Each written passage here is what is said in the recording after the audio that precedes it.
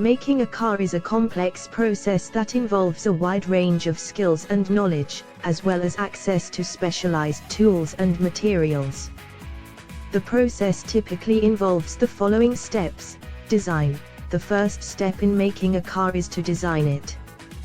This typically involves creating detailed drawings and models of the car, which can be used to test its functionality and aesthetics. Prototype. Once the design is complete, a prototype of the car is built.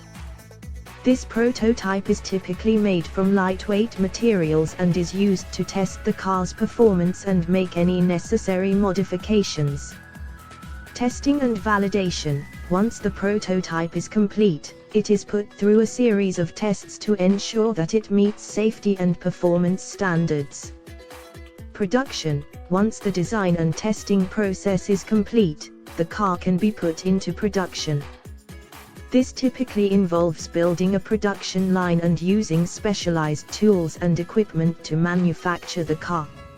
Assembly. Once the car parts are manufactured, they are assembled on the production line. This involves fitting all of the components together, including the engine, transmission, suspension, brakes, and electrical systems. Quality control. Once the car is assembled, it undergoes a series of quality control tests to ensure that it meets all safety and performance standards.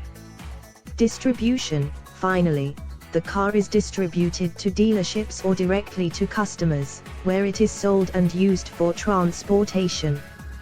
Overall, making a car is a complex process that involves many different steps and requires a wide range of skills and knowledge. It typically involves a large team of engineers, designers, and manufacturing experts, as well as access to specialized tools and equipment.